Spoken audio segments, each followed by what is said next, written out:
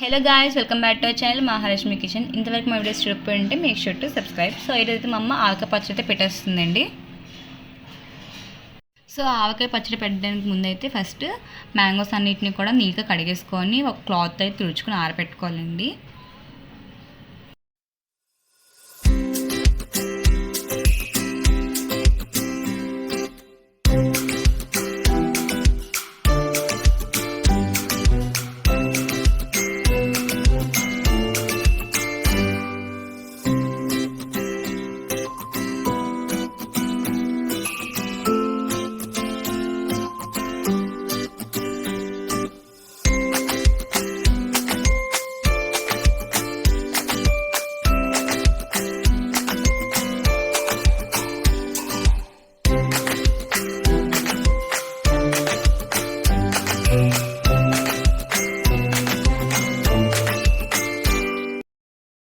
So next అయితే ముక్కలన్నిటిని కూడా కడిగేసుకొని ఆరబెట్టేసుకున్నాక మనమైతే ముక్కలు కొట్టించాలి. ఇవన్నిటిని కూడా మామిడికాయలని మన ఇంట్లో ఎవరికైనా వచ్చు అనుకుంటే వాళ్ళతో కొట్టించండి. లేదంటే బయట మార్కెట్లో ఆవకాయ పచ్చడి కంటే వాళ్ళు ముక్కలు ఆ విధంగా అయితే కట్ చేస్తారు. సో ముక్కలన్నింటినీ కూడా కట్ చేసుకున్న తర్వాత మళ్ళీ ఒకసారి వాష్ చేసుకొని వాటిని కూడా క్లీన్ చేసుకోవాలి. డస్ట్ ఏమైనా ఉంటే ఆ వాటిని కూడా క్లీన్ చేసుకోవాలి. ఎక్కడ కూడా వాటర్ లేకుండా చూసుకోండి. వాటర్ ఉంటే మాత్రం ఖచ్చితంగా పచ్చడి ఎక్కువ రోజులు ఉండదు, చాలా ఫాస్ట్గా పాడైపోతుంది.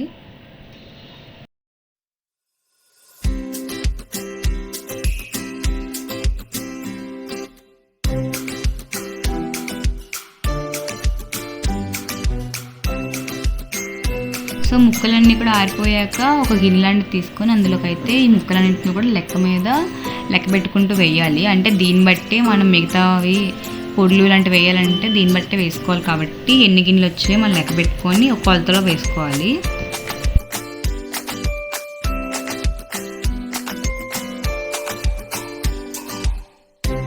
సో ముక్కలన్నింటినీ కూడా కొలతలో చూసుకున్నాక అదే సేమ్ గిన్నెలోనైతే మనం ఆయిల్ అయితే వేసుకోవాలండి. ఆయిల్ అయితే మేము పల్లీల నూనె వాడాము, ఎవరైనా సరే పల్లీల నూనె వాడతారు.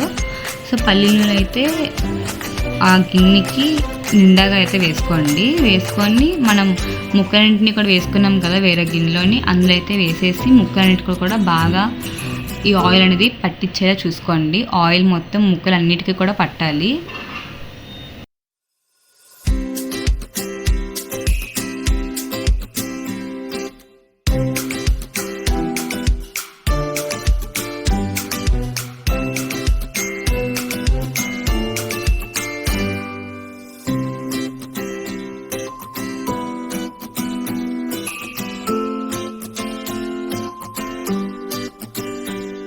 సో ముక్కలన్నిటికీ కూడా ఆయిల్ బాగా పట్టించేసాక మనం ఇందాక ఆయిల్ వేసుకున్న గిన్నెలోనే మనం చూసుకున్నాం కదా, ఆ గిన్నెలోనే ఒక పళ్ళెంలోని 2 గిన్నెల కారం వేసుకోవాలి. మనం మీకు అంతకన్నా ఎక్కువ కావాలనుకునే సరే మేము వేసుకోవచ్చు. దాని తర్వాత అయితే ధనియాల పొడి అయితే సేమ్ ఆ కప్తోనే నిండాగా అయితే వేసుకోవాలి. నెక్స్ట్ ఆవపిండిని అయితే దానికి సగానికి సగం వేసుకొని ఈ మూడింటిని కూడా బాగా కలిపేసుకోవాలి. 3 కూడా బాగా మిక్స్ అయిపోవాలి.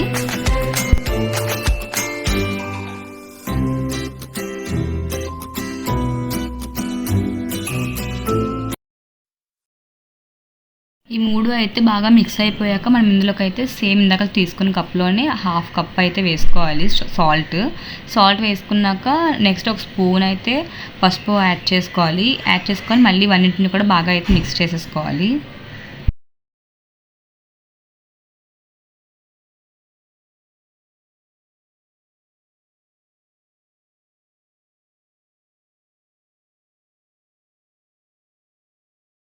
ఇప్పుడైతే ఉప్పు కారం అన్నీ కూడా బాగా మిక్స్ అయిపోయాక మనం ఇందాకలో ఆయిల్తో పక్కన పెట్టుకున్న ముక్కలను అయితే తెచ్చి అన్నిటిని కూడా కొన్ని అయితే ఈ కారంలోకి యాడ్ చేసుకొని ముక్కలన్నిటికీ కూడా బాగా కారం అయితే పట్టించేయాలి. కారం అంతా పట్టించాక అవన్నీ మళ్ళీ వేరే గిన్నెలో అయితే వేసుకోండి. అన్నీ ఒకేసారి వేసుకుంటూ ఉంటే ముక్కలు అంత ఎక్కువగా కారం అయితే పట్టవు. సో మనం కొన్ని యాడ్ చేసుకుంటూ వేసుకుంటే ముక్కలన్నిటికీ కూడా కారం బాగా అయితే పడుతుంది.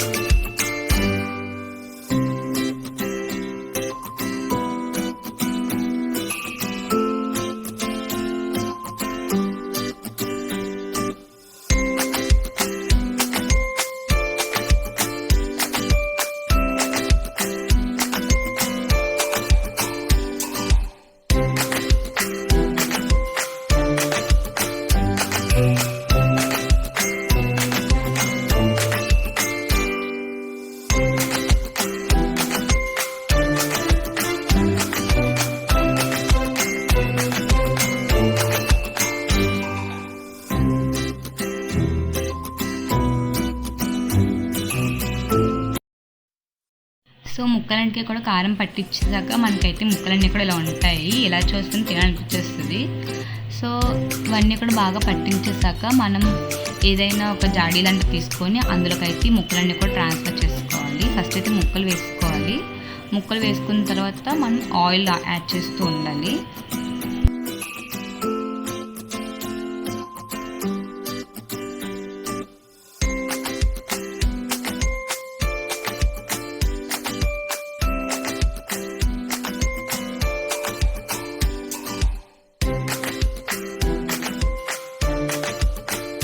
ఇప్పుడు చెప్పినట్టే ముక్కలన్నీ కూడా జాడీలో ట్రాన్స్ఫర్ చేసుకున్న తర్వాత కారం కూడా మనం మిగిలింది అందులో వేసేసుకోవాలి.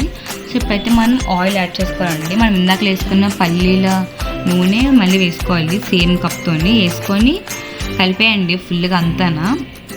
ముక్కలన్నిటిని కూడా బాగా కారం అలా పైకి కింద కలుపుతూ ఉండాలి మనం.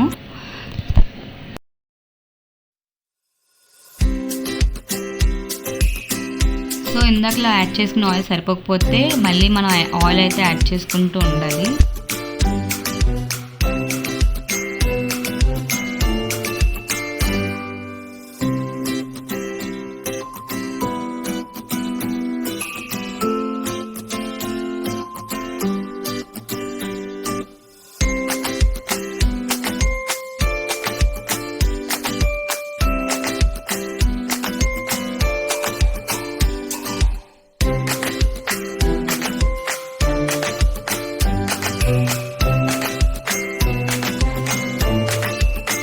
ఆయిల్ యాడ్ చేసుకున్న తర్వాత అయితే ఒక పిడికడు వెల్లుల్లిపాయలు అయితే మనం వేసుకోవాలి. లాస్ట్లోని వెల్లుల్లిపాయలు కూడా వేసుకొని మళ్ళీ కలిపేసుకోండి. కలిపేసుకున్న తర్వాత ఆ జాడీకి ఏదైనా క్లాత్ అయితే కట్టేయండి. ఎయిర్ అయితే లోపలికి వెళ్ళకుండా కట్టేసి ఒక 3-4 days పక్కన పెట్టేయండి. ఏ కాలు గట్ట అయితే తగలకూడదు పచ్చడికైతే.